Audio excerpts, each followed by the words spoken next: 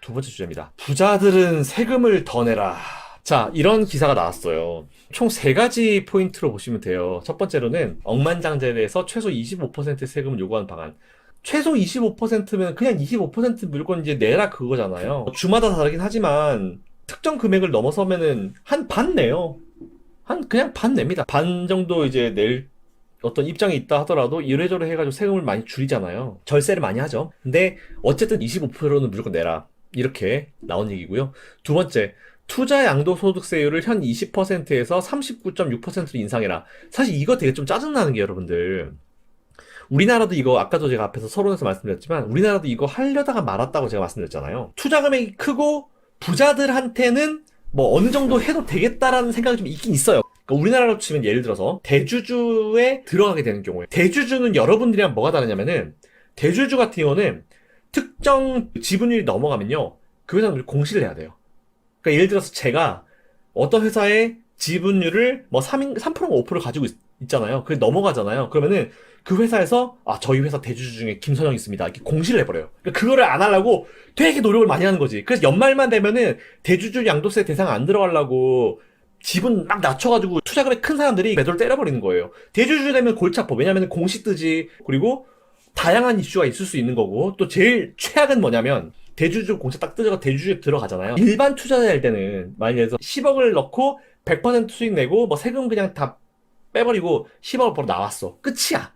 근데 대주주에 들어가잖아요. 그러면은 세금 내고 다 내고 이제 그 수익이 10억이 났어요. 그 수익이 10억이 난 것에 대해서 49.6%를 세금을 내라는 거예요. 3억 9,600만 원 세금으로 내라. 빡쳐요, 안 쳐요? 대주주에 들어가면 그게 바뀌어요. 그래서 우리나라도 대주주 양도세 대상에 안 들어가려고 연말에 그렇게 투자금이 큰 사람들이 매도를 때려버리는 거예요. 안 돼! 이러면서. 안 돼! 이러면서 매도를 때려버리는 거예요.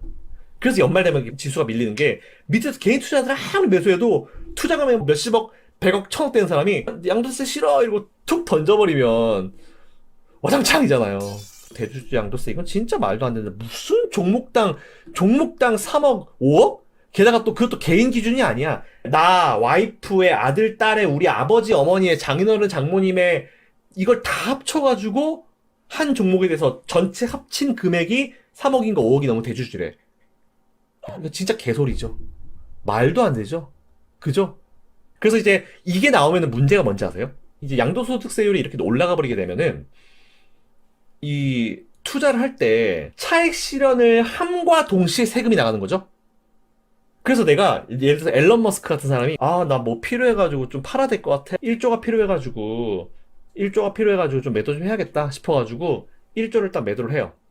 했는데 문제가 뭐냐면 20%면 한 2천억 정도 이제 빠지는 거니까 그래 그럼 한 1조 한 2, 3천억 정도 1조 한 3천억 정도를 매도하자. 1조 2천 몇백억을 매도하면 20%딱 떼고 1조 남잖아요. 그러니까 1조 한 2천억 정도 매도하자 이렇게 매도한 거야. 근데 40% 올라가잖아요. 그럼 1조를 내가 차익 실현하려면 1조 4천억을 매도를 해야 돼요. 아시겠죠? 40% 세금 내야 되니까. 이해되십니까? 그만큼 물량이 많이 나와요. 그럼 그 주가 어떻게 되겠습니까? 내려앉아 버리죠. 그래서 이게 진짜 안 좋은 거예요. 그게 내려앉아, 주가가 이렇게 내려앉잖아요. 내려앉으면 문제가 뭐냐면, 개인들 신용으로 다 사놨는데, 내려앉았어. 누군가 그 위에 산 사람이, 예를 들어서, 그 신용이 강제 청산되는 그 손실까지 내려왔어. 그럼 청산들이 바바바바바바 터지면서 주가가 계속 바바바박 떨어지는 거예요. 최근에 그게 미국이랑 우리나라에 있었다니까요. 마진콜이. 그래서 거지 같은 거예요. 이게 정말 예민하고 민감한 사안이에요. 정말 쉽게 할 수 있는 사안은 아닙니다. 어쨌든 이 부분은 좀 문제가 많은 부분이다. 자, 그리고 세 번째. 40K를 초과한 소득에 대해서 세율이 39.6%. 40K. 이게 달러입니다. 40K 달러. 그러니까 이게 보통 그 40만, 그죠? 공세에 붙으니까 40만 달러 정도 되겠죠? 그러니까 우리나라 돈으로 연봉 한 5억 정도? 대략 5억. 연봉 5억 정도 되는 분들. 그런 분들이 이 소득에 대해서 세율을 39.6%를 매기겠다. 근데 위에 억만장자들은 25%. 되게 웃기죠? 연봉 5억 받는 사람들은 억만장자가 아니에요. 근데 5억 정도 넘어가면은 세금을 40% 낸다. 그러니까 5억 받으면 40% 되는 거니까 2억 세금 내라 그거죠? 그럼 3억밖에 안 남는 거죠? 받는 사람은 짜증나겠죠? 아무튼 이 세 가지가 제일 큰 골자예요. 참 보면은 최근에 미국은 제가 아는 미국은 참 아니다라는 그런 생각이 좀 많이 들어요. 물론 이제 이제 그래요. 지금 부자 증세를 통해 가지고 지금 미국이 하고 싶은 거는 보니까 앞으로 10년 동안 미국의 연방 정부가 적자를 한 3조 달러, 그러니까 한 4천억 되겠죠? 한 4천조, 죄송합니다. 4천조. 3조 달러니까 한 4천조 되는데 연방정부 적자를 4천조 정도 줄이겠다라는 목표를 가지면서 지금 24년도 회계 예산안을 이제 오늘 발표를 할 건데, 어떤 의미가 있냐면, 이제 이 사람은 어쨌든 제가 뭐라고 그랬어요. 자기 머리에는 이제 정치밖에 없다 그랬잖아요. 재선밖에 없다 그랬잖아요. 그러니까 본인이 지금 이거 그 내년에 재선 어쨌든 도전하잖아요. 그래서 그때 본인의 어떤 경제 구상을 담은 플랫폼의 느낌이라 보시면 돼요. 내가 만약 재선했을 때 이렇게 밀어붙이겠다라고 하는 부분인데 그 정치적으로 또 이제 해석을 안 할 수 없는 부분이 일반적으로 이렇게 그 고소득층이나 아니면은 대기업들 그들한테 이렇게 세금을 때려버리잖아요. 그럼 이제 정치적으로 이제 진보주의자, 그러니까 진보라고 하죠. 민주, 진보 이쪽 사람들, 이쪽 진보적인 성향을 가진 사람들을 이제 어떤 세력을 확 결집시키는 효과가 있거든요.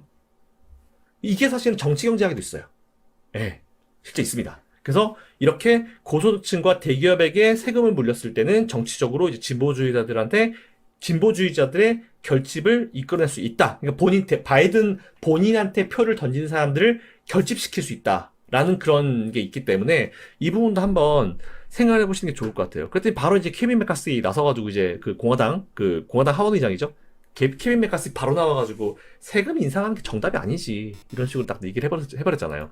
그래서 지금 계속 치고받고 싸우는데 제가 봤을 때는 이게 지금 이렇게 얘기는 하는데 상원은 어쨌든 민주당이 잡고 있지만 하원은 공화당이 잡고 있잖아요. 제가 봤을 때 이거 통과 안 돼요.